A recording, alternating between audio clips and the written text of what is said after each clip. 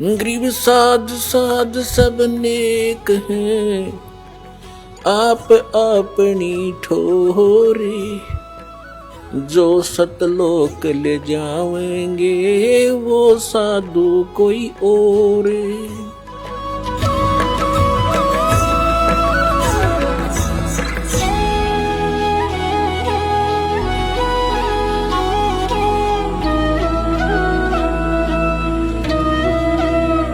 तो पुण्यात्माओं, सत्संग में वही पुण्यात्मा आती है जिनके बहुत ही जन्म जन्म के घने पुण्य आपके साथ है।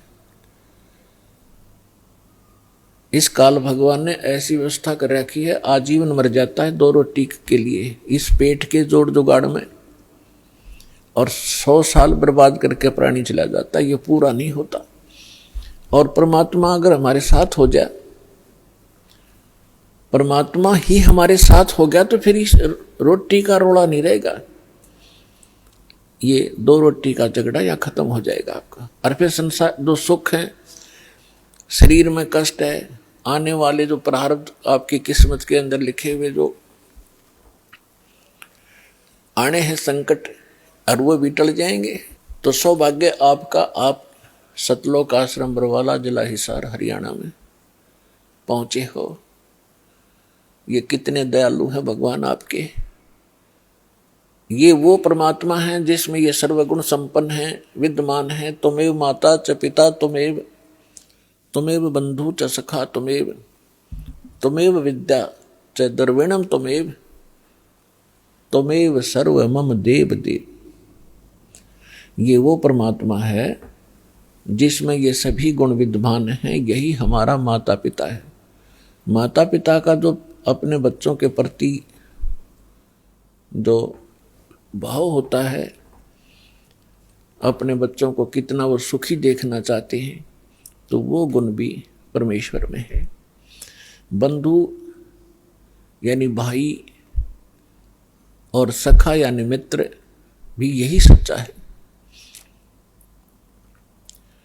विद्या, धन, ये सब कुछ परमात्मा के अधीन है, और इस परमात्मा से संपर्क होने के बाद ये समस्या खत्म हो जाएगी। आपको बुद्धि भी देगा, आपको यहाँ गुजारे लायक या माया भी देगा। अपने आत्माओं, हम अध्यात्म ज्ञान से हम पूर्ण रूप से अपरिचित थे। हम लोक वेद दंत कथा सुन सुनकर उसी पर आसक्त हो गए थे, उसी ज्ञान को अंतिम मान लिया था। जो भी जिस धर्म मजहब या ग्रुप या पंथ में जुड़ा है, और उसका एक बहुत बड़ा दायरा होता है, हम उस दायरे में रहकर केवल वही विचार विमर्श करते रहते हैं, उन्हीं परंपराओं का निर्वाह करते रहते हैं, जिस कारण से हमें कोई ऑब्जेक्शन नहीं होता कि जो हम कर रहे हैं ये गलत भी होगा। और गलत और ठीक का ज्ञान सत्संग से होता है। सत्संग स्वयं परमात्मा ही कर सकते हैं। 3 लोक और भवन चतुर्दश कोई नहीं सत्संगी। 3 लोक और भवन चतुर्दश कोई नहीं सत्संगी। गरीबदास जी ने कहा है कि 14 लोकों में और इन 3 लोकों में कोई भी सत्संगी नहीं है। सत्संगी मीन जिसको यथार्थ अध्यात्म ज्ञान हो, सच्चा ज्ञान हो। एक परमात्मा कबीर जी को छोड़कर उसने जो ज्ञान दिया उसके अतिरिक्त कोई सत्संग ही नहीं है। तो पुण्यात्मा, जो व्यक्ति प्रथम बार ये सुनता है कि किसी को भी ज्ञान नहीं, तो उसके यह बात गले उतरा को नहीं।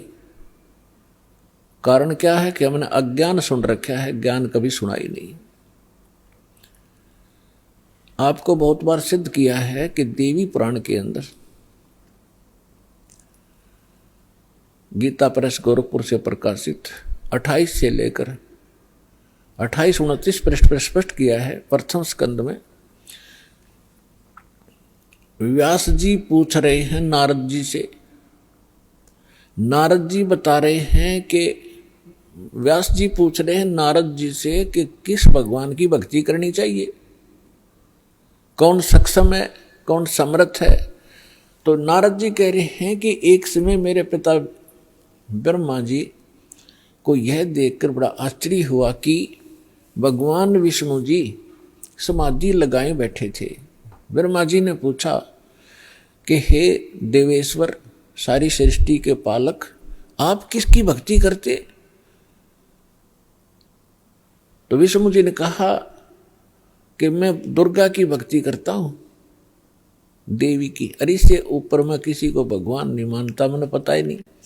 मेरे लिए ये फाइनल गॉड है देवी, मैं इसकी भक्ति करता हूं। फिर 7वें सेकंड में देवी 562 पृष्ठ पर हिमालय राजा को ज्ञान देते समय श्री देवी जी कहती है कि राजन, तू और सब बातों को छोड़ दे, एक ब्रह्म की पूजा करो। ब्रह्म ज्योत निरंजन काल 21 ब्रह्मांड का जो मालिक है, उसका ओम नाम है। ओम नाम के जाप से तुम ब्रह्मलोक में चले जाओगे। वो ब्रह्मलोक में रहता है, वो ब्रह्म। गीता ज्ञान दाता ये ब्रह्म है, और श्री कृष्ण जी में प्रवेश करके ये गीता का ज्ञान दे रहा है। 8वें अध्याय के 13वें श्लोक में स्वयं कहता है, ओम इति एकाक्षरम ब्रह्म विहारण माम अनुस्मरण ये परियाति तजन देहम सयाति परमाम गतिम। मुझ ब्रह्म का एक ओम मंत्र है, उच्चारण करके सिमरण करता हुआ ये परियाति तजन देहम, जो शरीर छोड़कर जाता है, सयाति परमाम गति, वो ओम से मिलने वाली परम गति को प्राप्त होता है। 8वें अध्याय के 16वें श्लोक में कहा कि ब्रह्मलोक में गए हुए प्राणी भी पुनरावृत्ति में उनकी जन्म मृत्यु होती है।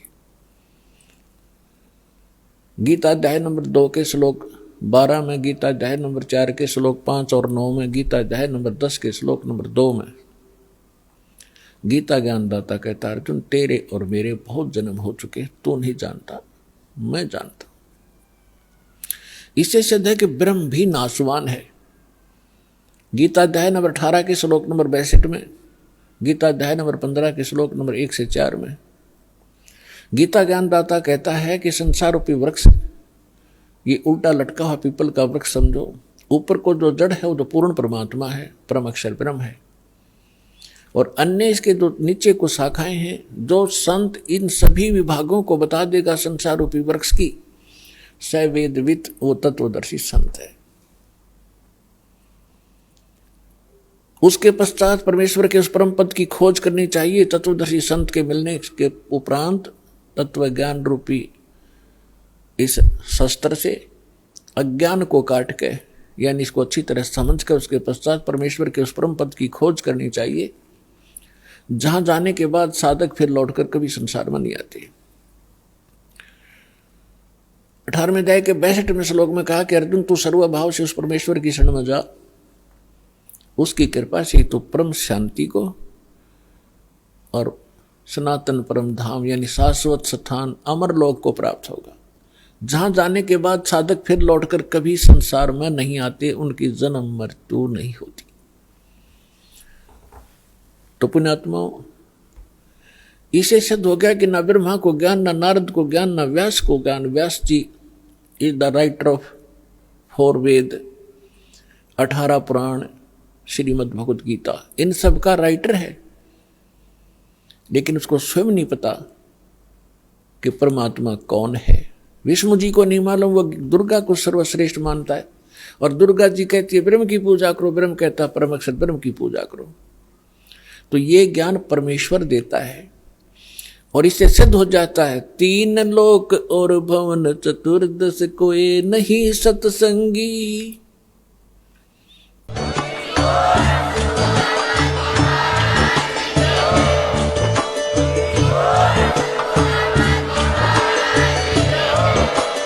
आप सुन रहे थे जगत गुरु तत्वदर्शी संत रामपाल जी महाराज जी के मंगल प्रवचन। अधिक जानकारी के लिए विजिट कीजिए हमारी वेबसाइट www.jagatgururampalji.org।